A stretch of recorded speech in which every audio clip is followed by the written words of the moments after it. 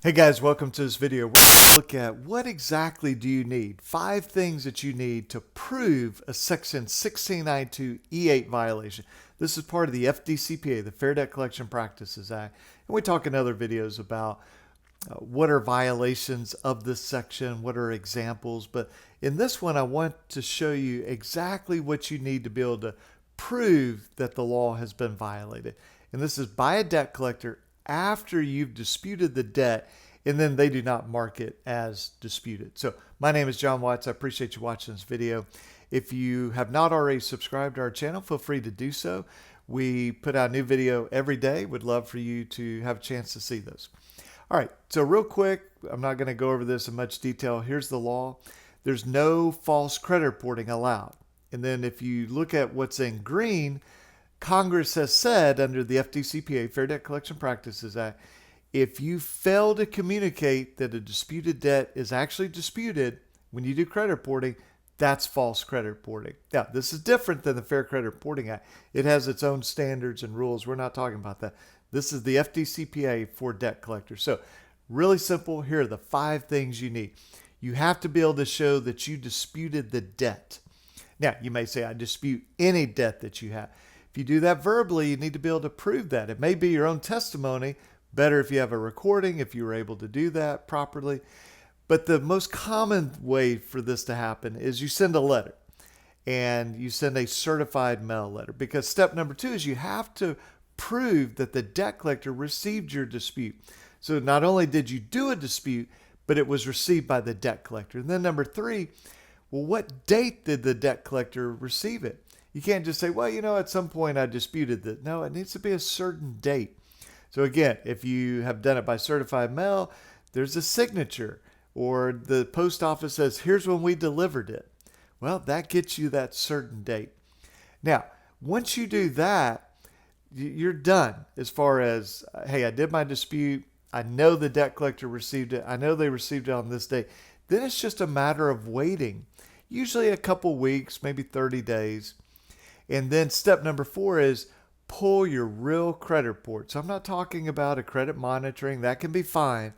But you really need your real credit reports from annualcreditreport.com. Pull Equifax, Experian, TransUnion. If you have questions about that, we have videos on this. You really want to get those real actual reports. If you can't get them from Annual Credit Report, go to myequifax.com. It's free. Go to Experian.com. It's free. If you have to, go to Credit Karma, and you can get TransUnion there. It's not exactly necessarily the full complete data, but it can be a pretty good indication while you wait on your real credit report. So remember, step number 1, you dispute it. Number 2, it was received by the debt collector on a certain date. Number 3. Number 4, you pull your credit reports, and it shows that it was updated, and that would be after the time that your dispute was received. So if your dispute was received on March the 8th, and you pull the credit reports and it's March 25th, that's great. And then that it does not say disputed by consumer. So let me just go back, because this is important, the step number 4. Sometimes what people do is they'll say, well, I disputed it, let's say, again, March the 8th. And then I pull my credit report on March 25th, and it doesn't show as disputed. And we say, well, when was that account that you disputed? When was it updated? They go, oh, February. Well, that's not good. We have to have the account that you disputed being updated after the date the dispute was received by the debt collector. And number 5, it needs to not say disputed by consumer. If it says disputed by consumer, they're doing what they're supposed to. Okay. Now, they may be violating the law in other ways, but the point of this video is about the failure to mark your account as disputed. So you want to show that you disputed it. It was received by the collector.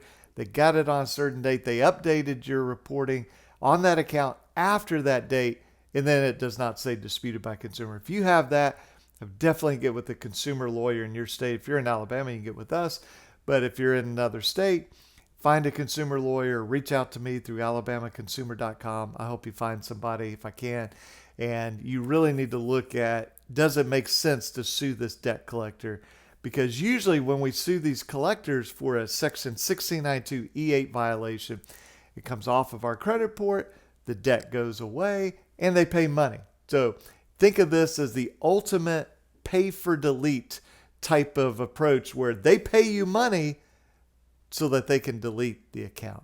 All right, guys, thanks for watching, and I'll catch you tomorrow. Bye-bye.